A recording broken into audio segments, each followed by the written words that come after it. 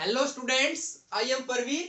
आज हम करेंगे क्लास 10th एक्सरसाइज 3.3 का थर्ड क्वेश्चन का फोर्थ पार्ट स्टार्ट। इस एक्सरसाइज की जो पिछले वाले क्वेश्चंस हैं वो हमने पिछली वीडियोस के अंदर डिस्कस कर लिए थे। जिसने भी वो वीडियोस नहीं देखी हैं उन सभी वीडियोस का लिंक आपको इस वीडियो के डिस्क्रिप्शन बॉक्स के अंदर मिल जाएगा, आप वहां पर जाकर उन्हें देख सकते हैं। तो हम आज स्टार्ट कर रहे हैं बच्चों इस थर्ड क्वेश्चन का फोर्थ पार्ट। ठीक है, तो इसमें क्या है बच्चों, देखिए। The taxi charges in a city consist of a fixed charge together with the charge for the distance covered। क्या कहता है बच्चों कि एक सिटी है, उसके अंदर टैक्सी चार्जेस हैं कुछ अलग प्रकार से हैं। जो टैक्सी का किराया है वो कुछ अलग प्रकार से लिया जाता है हमसे। कैसे लिया जाता है? उसके अंदर दो चार्ज इंक्लूड है बच्चों। एक है फिक्स्ड चार्ज और दूसरा है charge per kilometre, distance cover के हिसाब से चार्ज। मतलब एक तो फिक्स्ड चार्ज भाई और एक पर किलोमीटर डिस्टेंस के हिसाब से जो चार्ज होता है। ये जो चार्ज पर किलोमीटर है ये तो हर जगह पर लिया जाता है भाई, जितने किलोमीटर चले उसके हिसाब से आपसे किराया लिया जाता है। एक चीज और इंक्लूड है इसके अंदर, ये फिक्स्ड चार्ज। ठीक है, ये फिक्स्ड चार्ज क्या है ये मैं आपको क्वेश्चन की स्टेटमेंट पढ़ने के बाद बिल्कुल अच्छी तरह से एग्जांपल से समझाऊंगा, आपको अच्छी तरह से क्लियर हो जाएगा। पहले एक बार हम स्टेटमेंट कंप्लीट पढ़ लेते हैं। ठीक है, यहाँ पर एक बार आप ये लेकर चलो, कोई फिक्स्ड चार्ज है वो चार्ज पर किलोमीटर से अलग लिया जाता है। एक फिक्स है भाई, इतना रुपए चार्ज है फिक्स, ये तो लिया ही लिया जाएगा। उसके हिसाब से प्लस एडिशन में जितने आप किलोमीटर चलते हैं वो किराया लिया जाएगा। बिल्कुल अच्छी तरह से मैं आपको समझाऊंगा ये। For a distance of 10 kilometre, अगर आप 10 किलोमीटर की डिस्टेंस ट्रेवल करते हैं, 10 किलोमीटर की डिस्टेंस ट्रेवल करते हैं उस टैक्सी के अंदर, उस सिटी के अंदर, तो the charge paid is 105 rupees. तो आपको 105 रुपीज पे करने पड़ेंगे। 10 किलोमीटर डिस्टेंस अगर आप उस टैक्सी के अंदर ट्रेवल करते हैं तो आपको 105 रुपीज जो है वो आपको पे करने पड़ेंगे, 105 रुपए पे करने पड़ेंगे। And for a journey of 15 kilometre, और अगर आप 15 किलोमीटर की जर्नी उस टैक्सी के अंदर ट्रेवल करते हैं तो आपको 155 रुपीज पे करने पड़ेंगे। ठीक है, तो what are the fixed charges and charge per kilometre. तो फिक्स्ड चार्जेस कितना है, फिक्स्ड चार्ज है वो कितना है, और चार्ज पर किलोमीटर है वो कितना है। आगे का मैं आपको बाद में बताऊंगा, पहले मैं आपको बता देता हूं फिक्स्ड चार्ज और चार्ज पर किलोमीटर क्या है। तो देखिए बच्चों, फिक्स्ड चार्ज क्या है, जो बड़े शहर होते हैं उनमें क्या होता है कि जो आप टैक्सी में ट्रेवल करते हैं तो उसके अंदर क्या होता है, चार्ज पर किलोमीटर तो लिया जाता है भाई, 1 किलोमीटर का इतना, 2 किलोमीटर का इतना, वो तो लिया ही जाएगा। उसके एडिशन में आपसे एक स्टार्टिंग में फिक्स्ड चार्ज भी ऐड कर दिया जाएगा कि भाई जैसे 10 रुपीज ही है, मान लो कि भाई 10 रुपीज है, ये आपको फिक्स्ड चार्ज पे करना पड़ेगा, प्लस में जितने किलोमीटर चले उनका चार्ज आपको पे करना पड़ेगा। ये फिक्स्ड चार्ज तो एक बार आप टैक्सी के अंदर बैठ गए तो ये आपका लग ही गया, चाहे आप 1 किलोमीटर चलो चाहे आप 2 किलोमीटर चलो, उससे कोई मतलब नहीं है, फिक्स्ड चार्ज तो आपका लगेगा ही। उसके हिसाब से फिर जितने किलोमीटर चले वो चार्ज पर किलोमीटर आपका लगेगा। ठीक है, तो मैं एक एग्जांपल से समझाता हूं। जैसे आपकी स्कूल की फीस होती है, जब आप स्कूल में एडमिशन करवाने जाते हैं तो क्या होता है, आपसे स्टार्टिंग में एडमिशन फीस ली जाती है, प्लस में पर मंथ फीस ली जाती है, जिसे हम ट्यूशन फीस बोलते हैं, वो आपसे ली जाती है। तो एक बार अगर स्टार्टिंग में आपने नाम लिखवा दिया तो आपकी एडमिशन फीस तो लग जाएगी, प्लस में जितने महीने आप पढ़ते हैं उसके हिसाब से पर मंथ फीस लगती है आपकी। एडमिशन फीस जो है वो तो फिक्स हो गई, स्टार्टिंग में ले ली जाती है, उसके बाद अलग से पर मंथ फीस ली जाती है, इतने महीने पढ़े तो उसकी महीने की इतनी, लेकिन एडमिशन फीस तो ले ही जाती है, वो फिक्स होती है। उसी प्रकार फिक्स चार्ज तो आपसे लिया ही जाएगा, चाहे आप 10 किलोमीटर डिस्टेंस ट्रेवल करो चाहे 15 किलोमीटर, वो एक बार अगर आप टैक्सी के अंदर बैठ गए वो फिक्स चार्ज आपका उसके चार्ज के अंदर इंक्लूड हो जाएगा। उसके बाद चार्ज पर किलोमीटर है, 1 किलोमीटर का चार्ज उसके अंदर ऐड होता जाएगा, 2 किलोमीटर का चार्ज उसके अंदर ऐड होता जाएगा। फॉर एग्जाम्पल अगर मान लो फिक्स चार्ज है 10 रुपए और चार्ज पर किलोमीटर, 1 किलोमीटर का चार्ज ले रहे हैं 20 रुपए। ठीक है, तो मान लो आप 3 किलोमीटर चले हैं, तो 3 किलोमीटर चले तो 3 किलोमीटर का 1 किलोमीटर का 20 रुपए है, 3 किलोमीटर कितने हो जाएंगे, 60 रुपए हो जाएंगे। लेकिन 60 रुपए से आपका काम नहीं चलेगा, आपको प्लस में जो 10 फिक्स चार्ज है ये भी आपको उसको देना पड़ेगा। तो 60 प्लस 10 70 रुपीज, यानी आपका टोटल जो टैक्सी का फेयर आ गया, जो किराया आ गया वो 70 रुपीज आ गया, 70 रुपीज आ गया। तो fix charge plus charge per kilometre दोनों चार्ज के अंदर इंक्लूड है। तो अब हम क्वेश्चन करते हैं। एक बात और पूछिए क्वेश्चन में, how much does a person have to pay for travelling a distance of 25 kilometre. अगर कोई भी पर्सन है उसको 25 किलोमीटर अगर ट्रेवल करना है तो उसको कितना पे करना पड़ेगा। 10 किलोमीटर के लिए इतना है, 15 किलोमीटर के लिए इतना है, ये चीज दी गई है हमें। पहले तो फिक्स चार्ज और चार्ज पर किलोमीटर की वैल्यू निकालनी भी, कितने कितने इनकी अमाउंट निकालनी है। उसके बाद 25 किलोमीटर के लिए कितना पे करना पड़ेगा ये भी निकालना है। तो चलिए स्टार्ट करते हैं। बहुत ही इजी क्वेश्चन है, एक बार समझ में आने के बाद बच्चों कुछ भी डिफिकल्ट नहीं है। मैंने क्या बता रखा है, जो भी हमें चीज निकालनी है वो हम अज्यूम कर लेंगे। तो हमें क्या निकालना है, हमें फिक्स चार्ज निकालना है और चार्ज पर किलोमीटर निकालना है। तो ये दोनों चीज हम क्या कर लेंगे, अज्यूम कर लेंगे। तो लेट द फिक्स चार्ज, हमने फिक्स चार्ज जो है वो अज्यूम कर लिया x रुपीज बच्चों, and the charge per kilometre, and the charge per kilometre, charge per kilometre वो हमने वाई रुपीज अज्यूम कर लिया बच्चों। फिक्स चार्ज तो हमने एक्स रुपीज अज्यूम कर लिया बच्चों, और चार्ज पर किलोमीटर वो हमने वाई रुपीज अज्यूम कर लिया। अब हमारे पास क्या कहा गया है क्वेश्चन के अकॉर्डिंग, अब हम लिखेंगे अकॉर्डिंग टू क्वेश्चन। इक्वेशन बनाने के लिए क्वेश्चन के अकॉर्डिंग चलते हैं।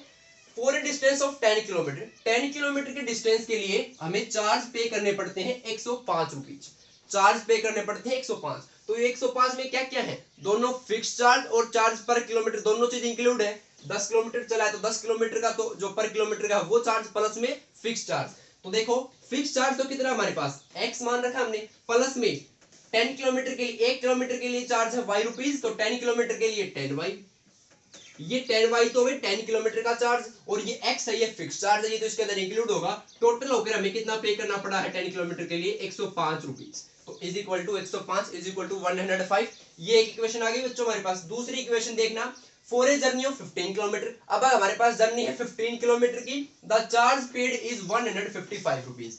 तो x plus 15y is equal to 155। ये समझ में आ गया मैंने क्यों लिख दी, 15 किलोमीटर के लिए 15y हो जाएगा, 1 किलोमीटर के लिए y मान रखा है तो 15 किलोमीटर के लिए 15y, प्लस में फिक्स चार्ज तो इंक्लूड होगा, चाहे आप 10 किलोमीटर चलो, चाहे आप 15 चलो, चाहे 50 चलो, फिक्स चार्ज तो आपसे लिया जाएगा वो है x रुपीज। तो x प्लस 15y हमारे पास कितना हो गया टोटल 155। अब इन दोनों इक्वेशन को हम सब्स्टिट्यूशन मेथड से सोल्व कर देंगे, हमारे पास x और y की वैल्यू आ जाएगी। x और y की वैल्यू आने का मतलब हमारे पास फिक्स चार्ज और चार्ज पर किलोमीटर आ जाएगा जो हमसे पूछा गया था। तो बच्चों स्टार्ट करते हैं इनको सोल्व करना। क्या करते हैं सब्स्टिट्यूशन मेथड के अंदर, एक इक्वेशन से एक वेरिएबल की वैल्यू निकालते हैं, उसको दूसरे के अंदर पुट कर देते हैं। मैं ये इक्वेशन उठा लेता हूं, मैं यहां से x की वैल्यू निकालता हूं। बच्चों x की वैल्यू निकालनी है तो x को एक साइड रखो, बाकी जो भी है चाहे उसके साथ लगा हो कोफिशिएंट ही क्यों ना हो, बाकी सबको दूसरी तरफ ले जाओ। तो मैं इसको x को इधर रखूंगा, इधर 10y है ये मैं उधर ले जाऊंगा, 105 माइनस 10y यानी 105 माइनस 10y। ये हमारे पास बच्चों आ गई x की वैल्यू, ये हमारे पास किसकी वैल्यू आ गई x की value. x plus 10y is equal to 105, ये 10y को उधर ले गए तो x is equal to 105 minus 10y। अब देखना मैं इस x की वैल्यू को अब दूसरी इक्वेशन के अंदर पुट कर दूंगा। एक इक्वेशन से मैंने x की वैल्यू निकाली, उसको दूसरी इक्वेशन के अंदर हमें क्या करना होता है पुट करना होता है। तो इसको यहाँ पर उठाकर मैं इसके अंदर पुट कर दूंगा, तो यहाँ पर x की जगह पर क्या हो जाएगा 105 माइनस 10y, ये तो मैंने x की जगह पर लिखा है। प्लस में बच्चों 15y और है, प्लस में क्या है 15y हमारे पास और है, और इज इक्वल टू है 155। ठीक है, तो हमारे पास 105 माइनस 10y ये तो मैंने x की जगह पर लिखा है, प्लस में 15y ये एज इट इज और इज इक्वल टू 105 बाकी एज इट इज लिखा है। तो देखना बच्चों माइनस 10y प्लस 15y कितना हो जाएगा, प्लस का 5y क्या हो जाएगा बच्चों, प्लस का 5y हो जाएगा। अब हमें किसकी यहाँ से y की वैल्यू निकाल लेते हैं, तो y की वैल्यू निकालेंगे तो y को इस साइड रखेंगे, बाकी सबको उधर ले जाएंगे। तो 105 उधर जाके माइनस हो जाएगा, 155 में से 105 अगर हम सब्ट्रैक्ट करेंगे तो कितना बचेगा 50। y की वैल्यू कितनी आएगी बच्चों 50 बाई 5, ये 5 इधर आ जाएगा 10। तो y की वैल्यू बच्चों हमारे पास आ गई 10। y की कितनी वैल्यू आ गई बच्चों हमारे पास 10। अब y एक वेरिएबल की वैल्यू आते ही जो एग्जैक्ट वैल्यू होती है मतलब न्यूमेरिकल वैल्यू आते ही, जैसे 10 5 कोई भी अगर हमारे पास वैल्यू आ जाती है हमारे पास, तो उसको बाकी जो भी कोई भी इक्वेशन है ना उसके अंदर पुट कर दो, कौन से भी इक्वेशन के अंदर आप उसको पुट कर सकते हैं, हमारे पास दूसरी वेरिएबल की वैल्यू आ जाएगी। जैसे हमारे पास एक इक्वेशन ये है, एक इक्वेशन ये है और एक और बन गई थी हमारे पास, एक वेरिएबल को दूसरी टर्म के अंदर लिखा तो एक और ये बन गई। इन तीनों में से आप कहीं पर भी y की वैल्यू पुट कर दो, आपके पास x की वैल्यू आ जाएगी। मैं यहीं पर पुट कर देता हूं y की जगह पर 10, तो 10 पुट किया तो देखना 105 माइनस 10 और y की जगह पर 10, तो 10 into 10 100 बच्चों 100, 105 में से 100 गया तो 5, 105 में से 100 गया तो 5, तो x की वैल्यू कितनी आ गई बच्चों 5 आ गई। तो x की वैल्यू 5 आ गई, y की वैल्यू 10 आ गई बच्चों। x का फिक्स चार्ज हमारे पास 5 रुपीज आ गया बच्चों, और y जो है हमारे पास 10 आया है, तो चार्ज पर किलोमीटर हमारे पास 10 रुपीज आया है। फिक्स चार्ज तो है 5 रुपीज और पर किलोमीटर चार्ज है बच्चों 10 रुपीज। अब हमें क्या निकालना है, एक चीज और पूछी गई है, यहीं पर छोड़ देते हैं हम जल्दबाजी में, लेकिन एक चीज और पूछी गई है कि how much does a person have to pay for travelling a distance of 25 kilometre. भाई किसी पर्सन को 25 किलोमीटर डिस्टेंस ट्रेवल करनी है उसी टैक्सी के अंदर, तो उसको कितना किराया चुकाना पड़ेगा, उसको कितना टैक्सी फेयर पे करना पड़ेगा 25 किलोमीटर के डिस्टेंस के लिए। तो हम निकाल सकते हैं, हमारे पास फिक्स चार्ज भी है और चार्ज पर किलोमीटर दोनों की वैल्यू है, तो हम कितने किलोमीटर की पूछ रहे हैं उसके निकाल सकते हैं। तो देखना बच्चों 25 किलोमीटर के लिए क्या लगेगा, पहले तो x फिक्स चार्ज लगेगा प्लस में 25 इंटू वाई, ये होगा ना, मैं एक बार इक्वेशन बना रहा हूँ, बनाने की जरूरत नहीं सीधा निकल जाएगा। कि भाई पहले तो क्या लगेगा, फिक्स चार्ज लगेगा, फिर जितने किलोमीटर चला उसके हिसाब से, तो 25 किलोमीटर चला, 1 किलोमीटर के लिए y है तो 25 y। अब मैं सीधा लिख रहा हूं, देखो फिक्स चार्ज हमारे पास है 5 क्योंकि हमने निकाल लिया 5, प्लस 1 किलोमीटर के लिए कितना है 10 रुपीज है, y की वैल्यू 10 है, y क्या है चार्ज पर किलोमीटर यानी 10 रुपए है, तो 25 किलोमीटर के लिए कितना होगा, 1 किलोमीटर के लिए 10 तो 25 के लिए 250 250, तो 5 प्लस 250 हमारे पास वैल्यू आ गई बच्चों 255। तो इतने रुपीज उसको पे करने पड़ेंगे अगर किसी भी बच्चे किसी भी पर्सन को 25 किलोमीटर डिस्टेंस ट्रेवल करनी है उस सिटी के अंदर, उस टैक्सी के अंदर, तो उसको 255 रुपीज पे करने पड़ेंगे। ठीक है, 5 रुपए तो फिक्स चार्ज और 10 किलोमीटर 25 किलोमीटर के लिए 250 रुपीज। ठीक है, तो दोनों चीज ऐड होकर उसको पे करनी पड़ेगी। ठीक है, तो ये था बच्चों आपके सामने थर्ड क्वेश्चन का फोर्थ पार्ट, जिसके अंदर आपके पास टैक्सी के 2 प्रकार के चार्जेस दिए गए थे, वो हमें निकालने थे, और एक 25 किलोमीटर डिस्टेंस ट्रेवल करने के लिए कितना फेयर करना चुकाना पड़ेगा, पे करना पड़ेगा, वो भी निकालना था। तो ये है बच्चों, अब हम करते हैं अगला पार्ट। तो ये है बच्चों आपके सामने फिफ्थ पार्ट। फिफ्थ पार्ट में क्या कहता है बच्चों, ए फ्रैक्शन बिकम्स 9/11। कोई एक फ्रैक्शन है, वो हमें गिवन नहीं है क्या है, लेकिन उसके कंडीशन दी गई है कि वो 9/11 हो जाता है। कब, जब if 2 is added to both the numerator and the denominator. अगर उस फ्रैक्शन के न्यूमरेटर और डिनोमिनेटर, न्यूमरेटर होती है उस फ्रैक्शन, जो कोई भी फ्रैक्शन होता है उसके ऊपर वाली टर्म, जैसे कोई भी फ्रैक्शन है 4/5 है, तो यहाँ पर ये 4 है बच्चों, ये होता है न्यूमरेटर, और ये 5 है, ये नीचे वाली होती है, ये होता है डिनोमिनेटर। किसी भी फ्रैक्शन के अंदर जो ऊपर वाली टर्म होती है वो न्यूमरेटर होती है बच्चों, और नीचे वाली जो टर्म होती है, जो नंबर होता है, वो क्या होता है, डिनोमिनेटर होता है। तो अगर कहता है कि उस फ्रैक्शन के न्यूमरेटर और डिनोमिनेटर दोनों में अगर हम 2 ऐड कर दें तो वो फ्रैक्शन 9/11 हो जाता है। एक कंडीशन तो ये दे दी। उसके बाद अगर if 3 is added to both the numerator and denominator, और उसके बाद अगर न्यूमरेटर और डिनोमिनेटर दोनों में अगर हम 3 ऐड कर दें, ऊपर वाले टर्म में भी 3 ऐड कर दें, नीचे वाले टर्म में भी 3 ऐड कर दें, तो वो फ्रैक्शन 5/6 हो जाता है। तो फाइंड द फ्रैक्शन, हमें फ्रैक्शन निकालना है। तो हमें क्या निकालना है बच्चों, फ्रैक्शन निकालना है। दो कंडीशन दी गई, मैंने बता रखा है जो निकालना वो अज्यूम करेंगे, तो हमें निकालना क्या है, फ्रैक्शन, तो हम फ्रैक्शन अज्यूम करेंगे। तो फ्रैक्शन अज्यूम करने के लिए पहले मेरे पास दोनों चीज होनी चाहिए, न्यूमरेटर और डिनोमिनेटर। तो हम क्या अज्यूम करेंगे, न्यूमरेटर और डिनोमिनेटर अज्यूम करेंगे। तो सॉल्यूशन बेसिकली हमें वही दोनों निकालने हैं। Let the numerator of the fraction is equal to x and the denominator of the fraction, denominator जो हमने फ्रैक्शन का मान लिया वो हमने मान लिया y। फ्रैक्शन का न्यूमरेटर हमने मान लिया x और डिनोमिनेटर हमने मान लिया बच्चों y। तो फ्रैक्शन क्या हो जाएगा, then the fraction will be, तो फ्रैक्शन क्या होगा बच्चों, अगर हमारे पास न्यूमरेटर है वो x है और डिनोमिनेटर है वो y है, तो फ्रैक्शन क्या होगा बच्चों, x/y, numerator by denominator x/y होगा, क्योंकि ये जो x है न्यूमरेटर है और y है डिनोमिनेटर, तो फ्रैक्शन क्या हो गया, x/y। अब हम ये x/y निकाल लेंगे तो हमारे पास x/y आ जाएगा, फ्रैक्शन आ जाएगा। तो देखो बच्चों, क्वेश्चन के अकॉर्डिंग हम कंडीशन बनाएंगे, उनसे हम इक्वेशन बनाएंगे। तो अकॉर्डिंग टू क्वेश्चन देखो बच्चों, अगर if 2 is added to both the numerator and the denominator, अगर न्यूमरेटर और डिनोमिनेटर दोनों में अगर हम 2 ऐड कर दें, न्यूमरेटर हमारे पास x और डिनोमिनेटर हमारे पास y, इन दोनों में अगर हम 2 ऐड कर दें तो फ्रैक्शन 9/11 हो जाता है। यानी x में भी हम 2 ऐड कर दें और y में भी हम 2 ऐड कर दें, न्यूमरेटर में भी हमने 2 ऐड कर दिया और डिनोमिनेटर में भी हमने 2 ऐड कर दिया, तो फ्रैक्शन हमारे पास 9/11 आ गया। दूसरी कंडीशन कहता है बच्चों, if 3 is added to both the numerator and denominator it becomes 5/6। अगर 3 ऐड कर दिया जाए, 3 न्यूमरेटर में कर दिया और 3 हमने क्या कर दिया बच्चों, डिनोमिनेटर में ऐड कर दिया, तो फ्रैक्शन 5/6 हो जाता है। क्या हो जाता है बच्चों, फ्रैक्शन 5/6 हो जाता है। Find the fraction. तो इन दोनों से हम इक्वेशन बनाएंगे। अब ये इक्वेशन तो है, इज इक्वल टू का साइन है, लेकिन इनको सिंपलेस्ट फॉर्म में बनाएंगे। कैसे बनाएंगे, क्रॉस मल्टीप्लिकेशन से। क्रॉस मल्टीप्लिकेशन क्या होता है, जब ऐसे इक्वल टू का साइन होता है तो इसकी और इसकी आमने सामने वाले जो होते हैं उनकी मल्टीप्लाई होती है, अपोजिट वालों की, इसकी और इसकी मल्टीप्लाई, इसके अंदर इसकी और इसकी मल्टीप्लाई इज इक्वल टू इसकी और इसकी मल्टीप्लाई। ऐसे करेंगे बच्चों, तो देखना 11 की करेंगे x + 2 से मल्टीप्लाई, तो 11 की x + 2 से होगी, इन दोनों से होगी। 11 की जब x से करेंगे तो 11x, और 11 की जब 2 से करेंगे तो 22 बच्चों, और इज इक्वल टू अब 9 की y से करेंगे 9y, और हम 9 की 2 से करेंगे 18। अब x y वाले टर्म को मैं एक तरफ कर लेता हूं बच्चों और बाकी टर्म को एक तरफ, तो 9y में इधर ले आता हूं, 11x - 9y, और ये 22 उधर जाकर माइनस का हो जाएगा, 18 - 22 -4 हो जाएगा बच्चों। 18 तो था ही, ये 22 उधर जाके माइनस का होगा, तो 18 - 22 -4। इससे बनाएंगे इक्वेशन, एक इक्वेशन बनेगी ना बच्चों हमारे पास ये। अब दूसरी इक्वेशन इससे बनाएंगे, 6 की इस कंप्लीट से मल्टीप्लाई करेंगे, तो देखो 6 की x से होगी तो 6x, और 6 की 3 से होगी तो बच्चों 18 इज इक्वल टू 5 की y से होगी तो बच्चों 5y, और 5 की 3 से होगी तो बच्चों 15। अब तो कैलकुलेशन है। अब मैं x और y को एक तरफ कर लेता हूं तो 6x ये 5 इधर आकर माइनस का हो जाएगा बच्चों, और is equal to 15 minus 18 minus 3। तो दूसरी इक्वेशन हमारे पास ये आ गई 15 माइनस 18 माइनस 3। दो इक्वेशन आ गई बच्चों। एक इक्वेशन के अंदर से हम x की वैल्यू निकाल लेंगे और उसके अंदर दूसरे के अंदर पुट कर देंगे। तो देखना मैंने बता रखा कि आप कोई जबरदस्ती नहीं है, कोई कंपलसरी नहीं है कि आप फर्स्ट इक्वेशन में से ही पुट करो, फर्स्ट इक्वेशन में से x की वैल्यू निकाल कर सेकंड में पुट करो। जो आपको मैंने बताया था स्टार्टिंग में, जो आपको कन्वीनियंट लगे, जो आपको ठीक लगे, जो आपको आसान लगे, वहां से आप x की वैल्यू निकालो और पुट करो। तो हमें यहाँ पर छोटी वैल्यू है 6 और 5, तो यहाँ से x की वैल्यू निकालना ठीक रहेगा। तो मैं यहाँ से x की वैल्यू निकाल लेता हूँ और इसके अंदर पुट कर देता हूँ। आप यहाँ से निकाल कर भी इसमें पुट कर सकते हैं, कोई दिक्कत नहीं है। मैं यहाँ से पुट करके आपको दिखा रहा हूँ एक बार।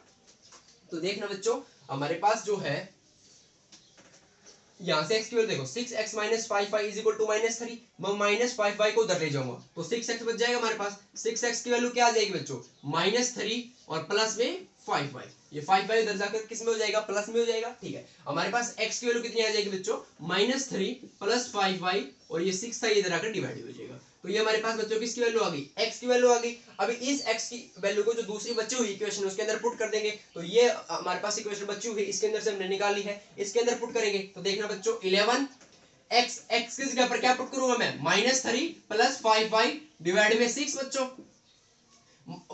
11 और x की जगह पर मैंने पुट कर दी, बाकी जो बचा वो वैल्यूज लिख दो। Minus 9y is equal to minus 4।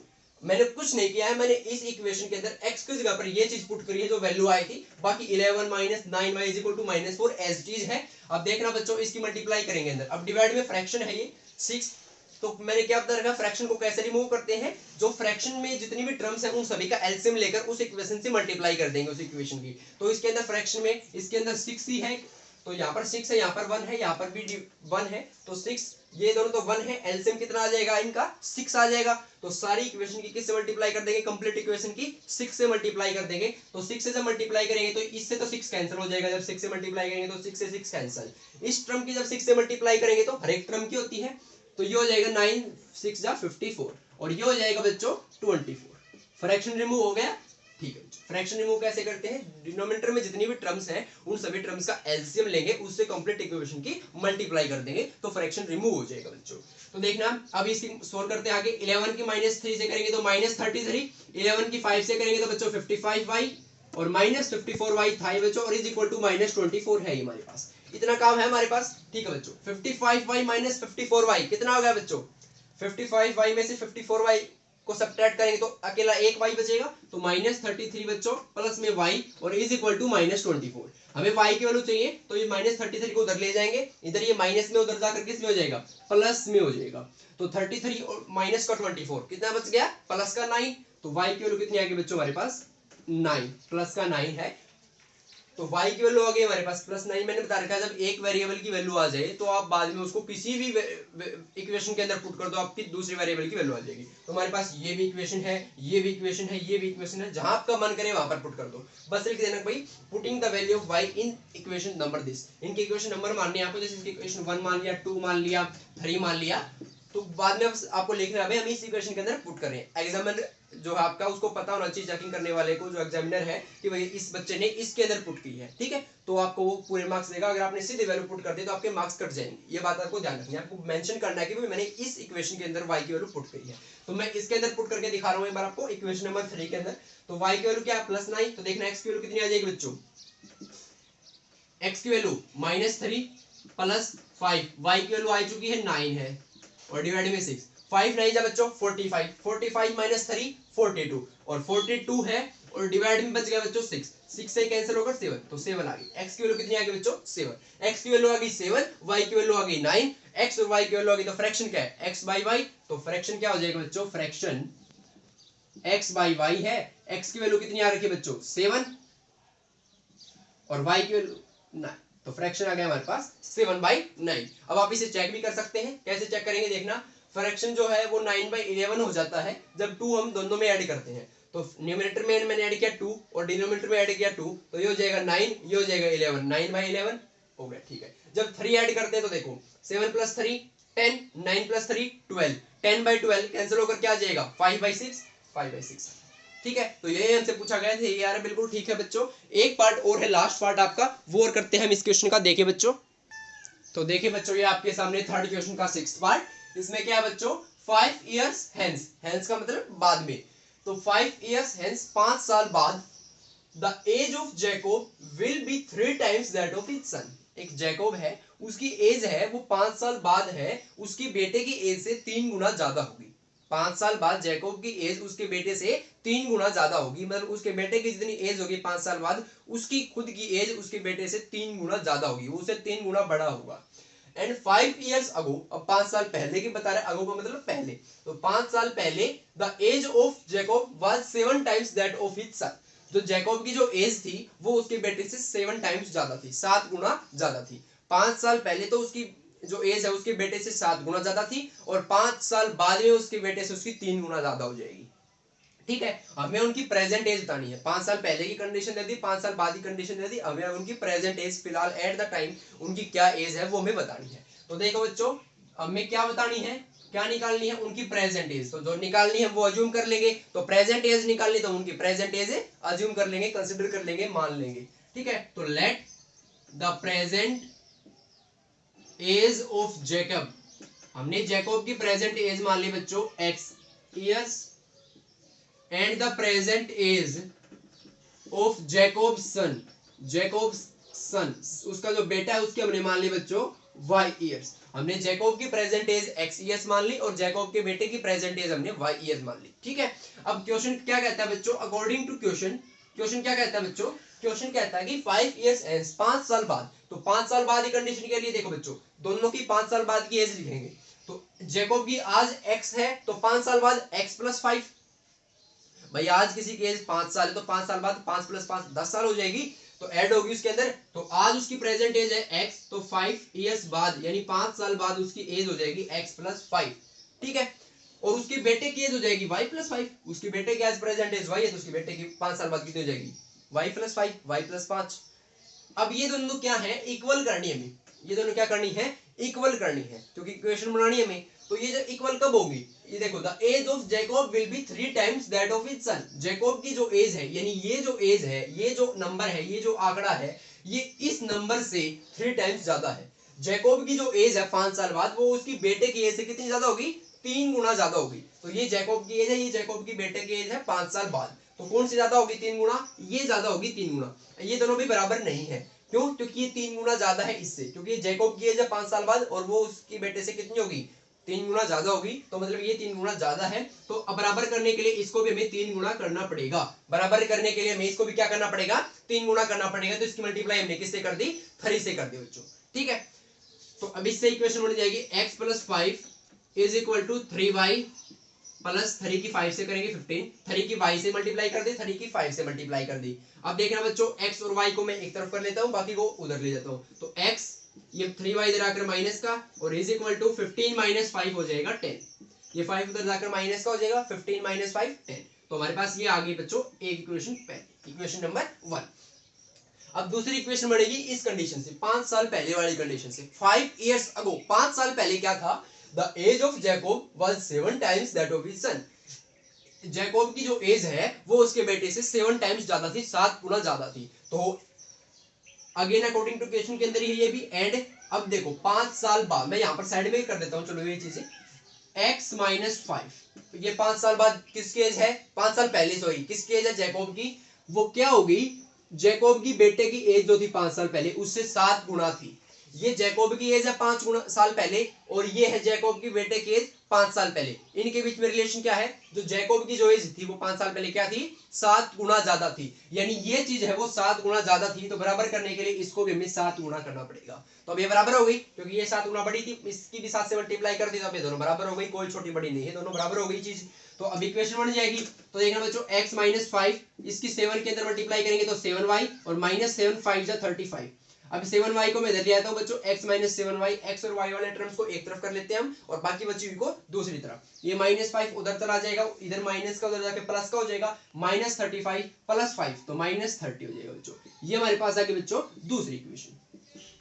एक इक्वेशन ये आ गई बच्चों, एक इक्वेशन हमारे पास है ये आ गई, दो इक्वेशन आ गई हमारे पास। दोनों इक्वेशन को हम सब्स्टिट्यूशन मेथड से सोल्व कर देंगे। हमारे पास x y की वैल्यू आ जाएगी, और x y क्या है, जैकोब और उसके बेटे के प्रेजेंट एज है, और वही हमें निकालनी है। ठीक है। तो सब्स्टिट्यूशन मेथड से हमने इतने इक्वेशन कर लिया है, मेरे साथ साथ आप सोल्व कीजिए और निकालिए एक्स वाई की वैल्यू। तो एक इक्वेशन से एक्स की वैल्यू निकालकर दूसरी इक्वेशन के अंदर हम पुट कर देंगे। तो यहाँ से हम एक्स की वैल्यू निकालेंगे बच्चों, पहली इक्वेशन से तो क्या आ जाएगी, ये 3y उधर जाकर ऐड हो जाएगा 10 प्लस 3y। एक्स की वैल्यू कितनी आ गई बच्चों, 10 प्लस 3y। ये x इज इक्वल टू 10 प्लस 3y मैं यहाँ पर पुट कर दूंगा x की जगह पर दूसरी इक्वेशन के अंदर। तो 10 प्लस 3y क्या किया मैंने, x की जगह पर 10 प्लस 3y पुट किया है। बाकी जो age it is -7y is equal to -30 है वो एज इट इज रखा है। x की जगह पर जो वैल्यू आई थी 10 प्लस 3y वो मैंने यहाँ पर पुट कर दी है। अब देखना बच्चों 3y माइनस 7y कितना हो जाएगा, माइनस का 4y। ठीक है, क्या हो गया, माइनस का 4y। अब हमें y की वैल्यू निकालनी है यहाँ से, तो y को इस तरफ रखेंगे, बाकी को उधर ले जाएंगे। तो 10 उधर चला जाएगा, इधर किसका है, प्लस का है, तो उधर जाके माइनस का हो जाएगा, माइनस का हो जाएगा। तो -30 माइनस 10 कितना हो गया बच्चों, -40। तो ये क्या हो गया, -40। माइनस से माइनस कैंसिल, y की वैल्यू आ जाएगी बच्चों 4 उधर जाके डिवाइड हो जाएगा 40/4 और 10। तो y की वैल्यू आ गई बच्चों 10 और y की वैल्यू 10 आ गई। और y की वैल्यू 10, अब मैंने बता रखा है एक वेरिएबल की वैल्यू आने के बाद बाकी जो है आप उसको किसी भी इक्वेशन में पुट कर दो जो आपके पास है, दूसरे वेरिएबल की वैल्यू आ जाएगी। चाहे आप इस इक्वेशन के अंदर पुट कर दो, चाहे आप इस इक्वेशन के अंदर पुट कर दो, और चाहे आपकी वैल्यू ये आई थी ना, ये x की वैल्यू इसके अंदर पुट कर दो, आपकी y की वैल्यू पुट कर दोगे, x की वैल्यू आ जाएगी। तो मैं यहाँ पर पुट कर रहा हूँ एक बार। तो x as is -7 into 10, y की जगह पर मैंने 10 पुट कर दिया, इज इक्वल टू -30। तो x -7 10 70 is equal to -30। x की वैल्यू आ जाएगी -7 उधर जाकर प्लस का हो जाएगा, -30 प्लस 70। x की वैल्यू आ गई -30 प्लस 70 40। किसी भी इक्वेशन के अंदर पुट कर दो, बस मैंने बताया था कि उसको मेंशन कर दो भाई हमने इसके अंदर पुट किया है। एग्जाम के अंदर कैसे लिखेंगे कि भाई put the value of y in equation, जिस तरह इक्वेशन 2 है, इन इक्वेशन 2 वी हैव, या वी गेट, हमें x की वैल्यू मिल जाएगी, इससे क्या गेट होगी, हमें x की वैल्यू होगी। तो x की वैल्यू कितनी आ गई 40, तो y की वैल्यू आ गई 10। y क्या है, जैकब के सन की एज, तो जैकब की सन की एज कितनी आ गई, प्रेजेंट एज 10 इयर्स, और जैकब की एज कितनी आ गई 40 इयर्स। तो जैकब की एज आ गई हमारे पास बच्चों 40 इयर्स, और जैकब की सन है उसके बेटे की एज आ गई हमारे पास 10 इयर्स। अब कंडीशन सेटिस्फाई हो रही है कि नहीं, देखो चेक करने के लिए हमारी वैल्यू ठीक है या नहीं आई। 5 साल बाद जैकब हो जाएगा 45 का, और जैकब का सन हो जाएगा 15। 5 साल बाद ये 45 का हो जाएगा, ये 15 का हो जाएगा, इसकी एज 45 हो जाएगी, इसकी एज 15 हो जाएगी। देखना 5 साल बाद क्या 3 गुना है, बिल्कुल है, जैकब उससे 3 गुना है ना, 15 3 45, 15 3 45। अब देखते हैं 5 साल पहले जैकब की एज कितनी थी 35, और इसकी एज 5, ये इससे 7 टाइम्स ज्यादा है, और 7 टाइम्स ही ज्यादा था। तो यानी हमारे पास जो कंडीशन दी गई थी वो हमारी फुलफिल हो रही है। तो मतलब हमारे क्वेश्चन बिल्कुल ठीक है। तो हमने जैकब और उसके सन की प्रेजेंट एज निकाल ली है बच्चों। तो इसी के साथ आपकी एक्सरसाइज 3.3 वो कंप्लीट होती है। नेक्स्ट वीडियो में हम एलिमिनेशन मेथड है जो है वो स्टार्ट करेंगे। तब तक आप इस एक्सरसाइज को सोल्व करके देखिए, आपकी सारी प्रॉब्लम्स है वो सोल्व हो जाएंगी। Thank you.